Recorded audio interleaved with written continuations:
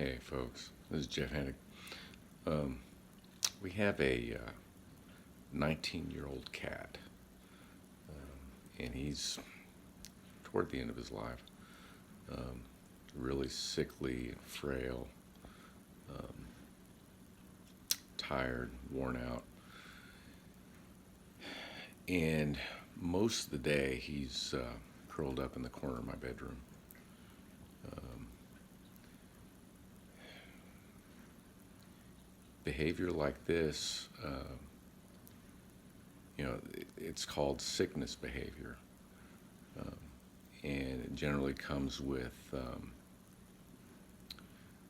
a change in eating habits, a change in sleeping habits. Uh,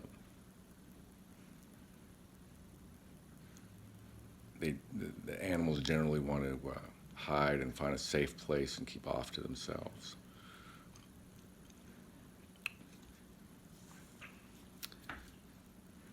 And we humans behave very much the same. Um, our whole house is sick right now, except for me. I caught a touch of it. Um, but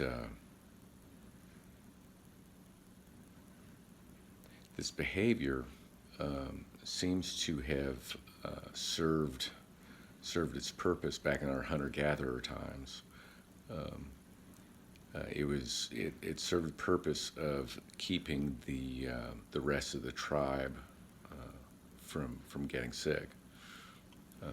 The sick tribe member would go off to themselves, and this is of their own accord. They'd try and keep people from getting sick. Um, Looks a lot like depression, very much like depression. What we found is that anytime you uh, get inflammation, like from an injury or from sickness, infection, something like that, it doesn't just affect your body; it affects your moods.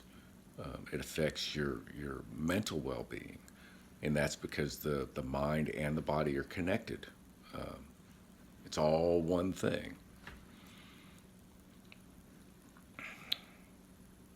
And so what happens is you can tell what a person's inflammation like, what a person's information is like, um, by doing blood work. They'll find these things called cytokines in your bloodstream. And cytokines are a method of communication from your macrophages. Macrophages are what actually go after the intruder in your body. Um, they're there for the healing process.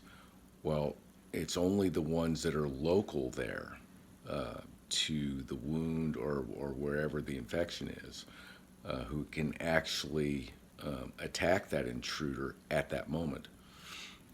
So they send out communications, which is these cytokines, to other macrophages in the body to call for reinforcements.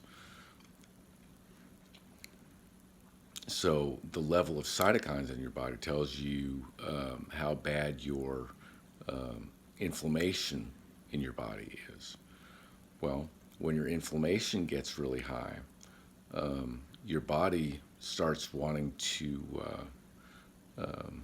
close off, starts wanting to, well, you're in your mind, you start wanting to go off to yourself, um, go off into that dark room, um, and away from any kind of stimuli. Um, you just don't want to be bothered.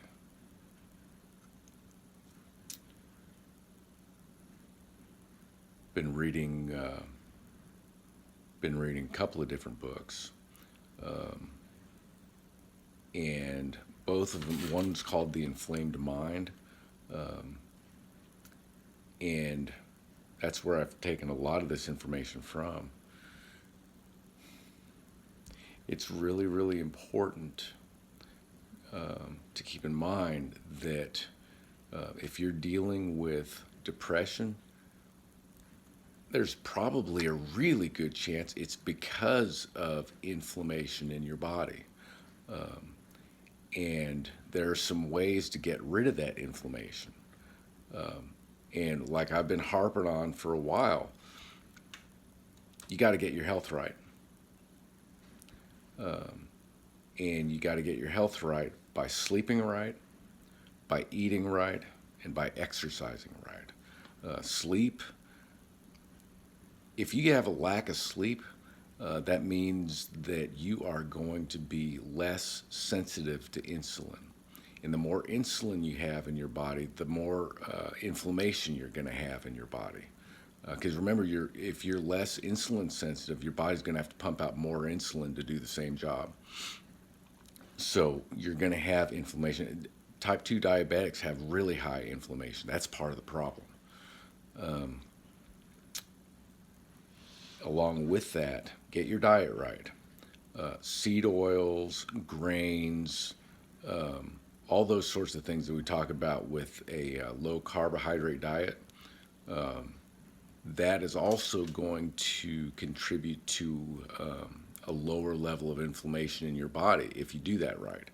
All the grains and the seed oils and all that stuff, again, your body needs to pump out more insulin, and that is very highly inflammatory. Also, getting your proper exercise is really important.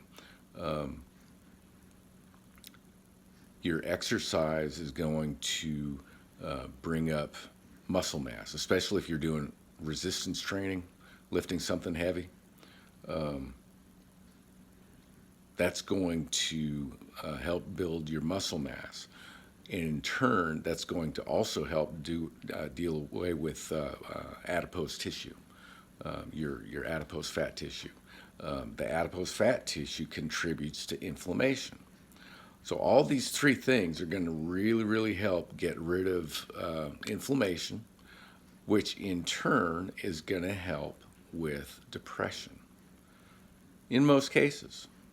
And it's not even close. It's not even close. I mean, most cases, you get rid of the inflammation, the depression starts to go away. Well, guys, that's all I got for you today. Much love, fam. Take care.